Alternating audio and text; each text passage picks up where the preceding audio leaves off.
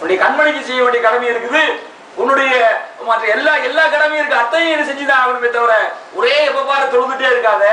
பகலானா எப்ப பார்த்தாலும் நோம்பு நோம்பு, எப்படி வாரம் முறை நோம்பு, மாசம் முறை நோம்புன்னு உட்கார்ந்து இருக்காது. அப்படியெல்லாம் இருக்காது. நோம்பு நோக்கிறதா இருந்தா விட்டு விட்டு நோம்பு போய் டெய்லி உபரியான கூடுதலான நோம்புல வச்சுக்கிட்டு இருக்காது. என்ன நினைச்சாங்க, நபிகள் நாயகம் ஸல்லல்லாஹு அலைஹி வஸல்லம் கூப்பிட்டு நினைச்சாங்க, அப்துல்லா இப்னு அம்ர் இப்னு ஆஸ் என்று நினைக்கிறேன், அவருக்கு நினைச்ச அறிவுரை சொன்னதாக நம்ம பார்க்கிறோம். ஹன்லலா என்று சொல்லக்கூடிய சஹாபியை பற்றி நாம் பார்க்கிறோம். ஹன்லலா ரலியல்லாஹு அன்ஹு அவர்கள் ஒரு நாள் ரோட்ல வராங்க, வந்துட்டே வந்து ரோட்ல வந்துட்டு இருக்கு, என்ன சொல்லிட்டு வந்தாங்க, இந்த ஹன்லலா நயவஞ்சகன் என்று சொன்னாங்க. ஹன்லலா ஒரு நயவஞ்சகன் அப்படின்னு தன்னை பத்தி திட்டிட்டு வரார், தன்னையே விமர்சனம் பண்ணிட்டு வரார். அப்படி வரும்போது எதிரில் யார் வந்தா, அபூபக்கர் சித்திக் ரலியல்லாஹு அன்ஹு வந்தாங்க. அப்ப கேட்டாங்க, ஹன்லலா உனக்கு என்ன ஆயிடுச்சு, ஏன் இப்படி நீங்க பேசுறீங்க, எதுக்காண்டி இப்படி சொல்றீங்க, நீங்க நல்லா தானே இருக்கிறீங்க, கொள்கையில் எந்த உங்களுக்கு குளறுபடியும் கிடையாது, நீங்க உங்களை பார்த்து நீங்களே விமர்சனம் பண்ணிக்கிறீங்களே, முனாஃபிக் நயவஞ்சகன் என்று சொல்லிக் கொள்கிறீங்களே, என்ன காரணம் என்று கேட்ட போது அல்லாஹ் ரலியல்லாஹு அன்ஹு சொல்லுகிறார்கள், அபூபக்கர் அவர்களே, நாம் நபியினுடைய அவருடைய தர்பாரிலே அவர்கள் அவையிலே இருக்கிற போது நபி ஸல்லல்லாஹு அலைஹி வஸல்லம் அவர்கள் அறிவுரை சொல்லுவார்கள். எப்படி அறிவுரை சொல்லுவார்கள், மறுமையை பற்றி நினைவூட்டி பேசுவார்கள்.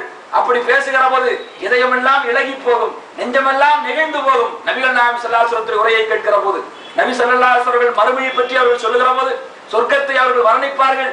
வர்ணிக்கிற போது இங்கே மதீனாவிலே நாம் இருக்க மாட்டோம், மஸ்ஜித் நபவிக்குள்ளே நாம் இருக்க மாட்டோம், நேரா சொர்க்கத்துக்குள்ளேயே அமர்ந்து கொண்டிருப்பது போன்ற ஒரு உன்னதமான நிலைக்கு, ஒரு உயரிய நிலைக்கு நாம் உயர்த்தப்பட்டு விடுவோம். அந்த நிலைக்கு நபிகள் நாயகம் ஸல்லல்லாஹு அலைஹி வஸல்லம் பேச்சு நம்ம அப்படியே என்ன செய்யும், ஈர்த்து கொண்டு போய் சொர்க்கத்தில் உட்கார வச்சிடும்.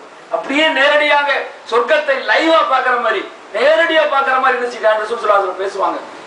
இறையச்சத்தினால் அல்லாஹ் கொடுக்கக்கூடிய அந்த வெகுமதிகள் குறித்து, பரிசுகள் குறித்து ரசூலுல்லாஹ் பேசும்போது அது இன்றைக்கே பெற்று விட்டது போன்ற ஒரு மகிழ்ச்சியை நாம் அங்கே நேரடியாக உணர்ந்து கொண்டிருப்போம். நபிகள் நாயகம் ஸல்லல்லாஹு அலைஹி வஸல்லம் அவர்கள் நரகத்தை பற்றி பேச ஆரம்பித்தார் என்று சொன்னால், அந்த நரகத்தை இங்கே கண்ணெதிரே காண்பது போன்ற ஒரு உணர்வுக்கு உள்ளாகி அழுவோம். கண்களெல்லாம் கண்ணீர் நிறைந்து தாரையாக கண்ணீர் வடிந்து கொண்டு அழுது கொண்டு போனோம். அந்த நிலை இங்கே மஸ்ஜித் நபவிக்குள்ளே நிகழ்ந்து கொண்டிருக்கும். பிறகு நபி அவர்கள் பேச்சை நிறுத்துவார்கள். நாமும் என்ன செய்வோம், நம்முடைய அந்த உரையை கேட்பதை நிறுத்திவிட்டு இல்லத்தை நோக்கி திரும்புவோம். வீடு சென்றவுடனே நாம் பெற்றெடுத்த கண்மணிகள், குழந்தை செல்வங்களை பார்க்கிற போது மகிழ்ச்சி ஏற்பட்டு குதூகலமாக விளையாட ஆரம்பித்து விடுகிறோம். மனைவியோடு உல்லாசமாக இருக்க ஆரம்பித்து விடுகிறோம்.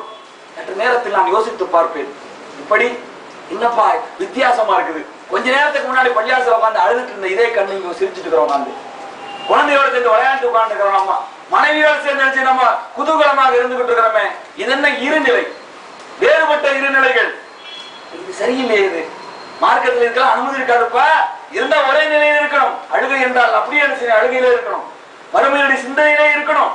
இப்படி வீட்டுக்கு வந்தான ஒரு எண்ணம், வீட்டுக்கு வந்தான ஒரு உணர்வு, வீட்டுக்கு வந்தான ஒரு நிலை, அங்க பள்ளிக்கு போனா வேறொரு நிலையா, இப்படி இரண்டுபட்ட நிலைகளுக்கு நாம் உள்ளாகுவோம் என்று சொன்னால் ஒரு இறை நம்பிக்கையாளனுடைய லட்சணமாக இருக்க இயலாது, ஒரு மூமினுடைய குணமாக இருக்க முடியாது.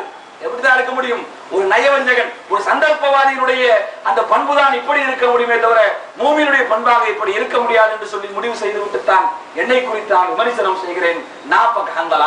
ஹன்லலா முனாஃபிக்காக ஆகிவிட்டான் என்று சொல்லி என்னை குறித்து நான் விமர்சனம் செய்து கொண்டு வருகிறேன் என்று சொல்லி அவர் சொல்றார்.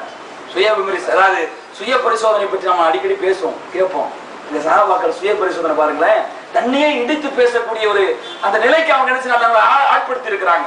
தன்னையே அவன் திட்டுவானா, தன்னை மெச்சிக்கொள்வதுதான் இந்த நாட்டம் அதிகம்.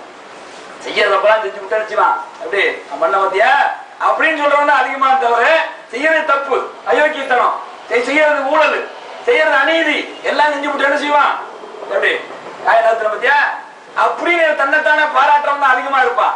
தான் செய்த தவறுகளை இடித்து சொல்லி தன்னைத்தானே சுய பரிசோதனை செய்யக்கூடிய ஒரு நிலை இருக்கிறது, அது உன்னதமான நிலை.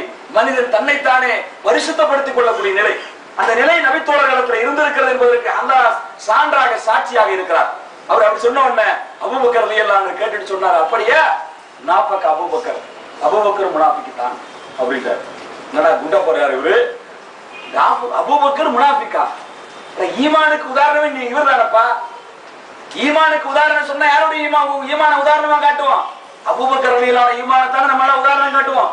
அந்த மாதிரி உறுதியான ஈமானுக்கு சொந்தக்காரர் அபூபக்கர் சொல்றாரு, நாஃபக் அபூபக்கர், இந்த அபூபக்கர் முனாஃபிக் தான். ஏன் ஹன்லலாவே உனக்கு ஏற்படக்கூடிய அதே உணர்கிறேன். நபியோடு இருக்கிற போது ஒரு